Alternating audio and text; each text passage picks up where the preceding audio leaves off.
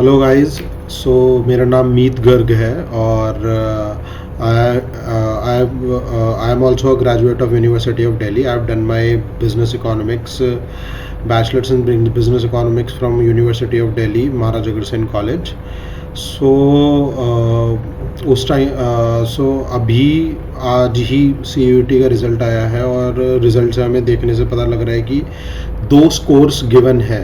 ठीक है, तो उन 2 स्कोर्स में आपको किस स्कोर पे ज़्यादा फोकस करना है, किस स्कोर पे कम फोकस करना है, वो डिसाइड करेंगे universities.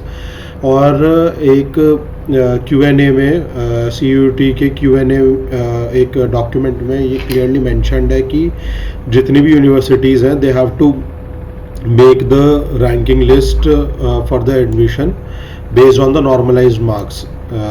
Though the percentiles are also given, but they have to make the university need to use the normalized marks given in the scorecard for preparing the ranking list for admission. So it is very much clear that जितने भी combinations होंगे, for example Delhi university के multiple combinations हैं, जैसे कि BCom honours जो सबसे ज़्यादा पॉपुलर और जिसकी सबसे ज़्यादा सीट्स भी हैं दिल्ली यूनिवर्सिटी में कॉमर्स स्टूडेंट्स के लिए।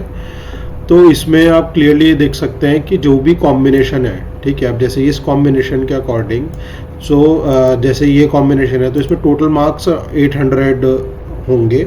ठीक है, तो इन 800 मार्क्स में से कितने मार्क्स नॉर्मलाइज स्कोर ये देखा जाएगा। आपका रॉ स्कोर से इसका कोई मतलब नहीं होगा। तो जितने भी आपका 800 में से जितने भी आपके नंबर आएंगे उन नंबर के बेस पे हर दिल्ली यूनिवर्सिटी के ये कॉलेजेस जो है ये अपनी लिस्ट बनाएंगे। ठीक है, और यहाँ पे सारी सीट्स की जितनी भी सीट्स हैं, EWS के लिए कितनी सीट्स हैं और जनरल कैटेगरी के लिए जो भी सीट्स हैं ये सारी यहाँ गिवन है।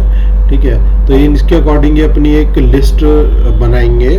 तो फॉर एग्जांपल अब मे बी SRCC जो सबका ड्रीम कॉलेज होता है, अगर उन्हें BCom ऑनर्स भी करना है तो वो अगर SRCC में भी उसकी कट ऑफ जा सकती है 800 लाइक मे बी 760 770 और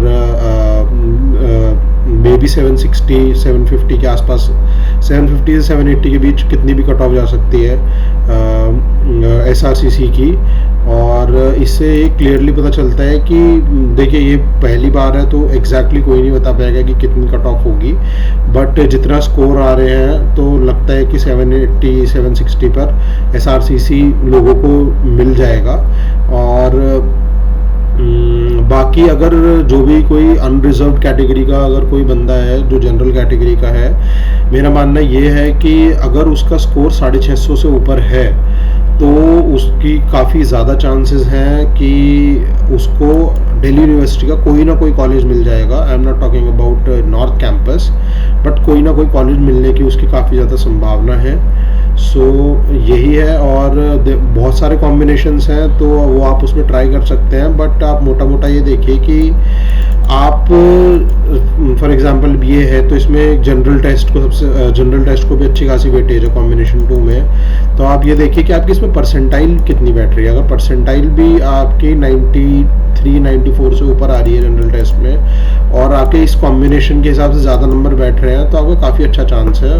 और मोटे तौर पे अगर आप ये माने जो BCom और जिसमें मैथमेटिक्स अगर जिस कॉम्बिनेशन में मैथमेटिक्स इंक्लूडेड नहीं है, ठीक है, उस कॉम्बिनेशन में करीब 80% 85% अगर आपने मार्क्स स्कोर करा है, 80% से भी अगर आपने मार्क्स स्कोर ऊपर किया है, जो कि हुआ 800 में से 640 से अगर आपने ऊपर स्कोर किया तो आपकी काफ़ी संभावना है कि आपको कोई अच्छा कॉलेज मिल जाएगा दिल्ली विश्वविद्यालय का। पर जिन कॉम्बिनेशंस में मैथमेटिक्स इंपॉर्टेंट है, जैसे इकोनॉमिक ऑनर्स में मैथमेटिक्स इंपॉर्टेंट है, बिजनेस इकोनॉमिक्स में मैथमेटिक्स इंपॉर्टेंट है, उसके लिए ये कट ऑफ थोड़ी सी लो हो सकती है क्योंकि मैथ्स का पेपर डिफ़िकल्ट था, उसमें स्कोरिंग इतनी नहीं हुई है। तो आप इसके अकॉर्डिंगली लगा सकते हैं कि और 20 या 30 या 40 नंबर और कम कर लीजिए। 600 या 590 से ऊपर वाले लोगों को जैसे बिजनेस इकोनॉमिक्स जैसा कोर्स है ये मिल सकता है। BBA मिलने और BFIA BMS और BFIA मिलने के चांसेस कम होते हैं कम स्कोर पर, क्योंकि कॉलेजेस बहुत कम है, सीट्स काफ़ी ज़्यादा कम है। बट अगर आप BB बिजनेस इकोनॉमिक्स की बात करें तो काफ़ी चांस हो जाएगा कि अगर आपका मैथ्स इंक्लूड करके 590 के आसपास स्कोर आ रहा है तो काफ़ी अच्छा चांस है कि आपको बिजनेस इकोनॉमिक्स मिल जाएगा।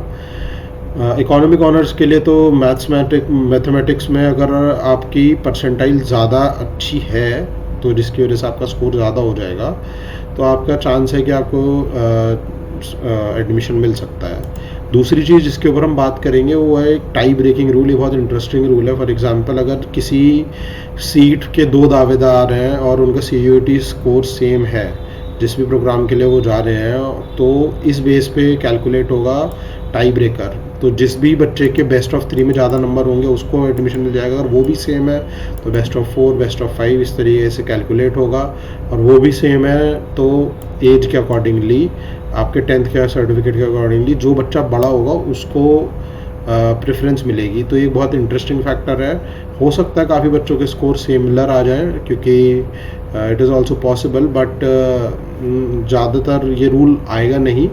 और आएगा तो इस सिनेरियो में तो काफ़ी ज़्यादा दिल्ली यूनिवर्सिटी ने काफ़ी ज़्यादा सिनेरियो सॉर्ट करके रखा है। और एक ये भी फाइल है जिससे कि आप कैलकुलेट कर सकते हैं। ये बहुत ट्रांसपेरेंट प्रोसेस रखा गया है नॉर्मलाइज स्कोर करने का, तो ये भी काफ़ी अच्छा एक स्टेप है ट्रांसपेरेंसी बढ़ाने के लिए। आप इस डॉक्यूमेंट को अगर आप रेफ़र करेंगे तो आपको क्लियरली पता चल जाएगा कि बहुत ईजीली आपको पता चल जाएगा कि आपका नॉर्मलाइज स्कोर किस तरीके से कैलकुलेट है। मैं काफ़ी बच्चों का सुन रहा हूँ आज सुबह से कि उनके नॉर्मलाइजेशन के बाद स्कोर कम हो गए हैं, और काफ़ियों को मैं ऐसे भी जानता हूँ उनके स्कोर बढ़ा भी है। तो गाइज, ये किसी वजह से या कोई अनफेयर प्रोसेस नहीं होता है, ये एक सिमिलर प्रोसेस होता है और काफ़ी ज़्यादा लॉजिकल प्रोसेस है। ये बहुत रिनाउंड इंस्टीट्यूशन के स्टैटिस्टिशियंस बनाते हैं ये सब चीज़ें। और यहाँ आप देखो, ये कमेटी ये पूरी मेथोडोलॉजी को डिराइव किया हुआ है उन्होंने, तो किसी के साथ अनफेयर कुछ नहीं होगा। सो या this is it. For any doubt, I'll be just pinging. I'll be just writing my contact number in the description, so you can do a WhatsApp if you have any doubt. Yeah, thank you.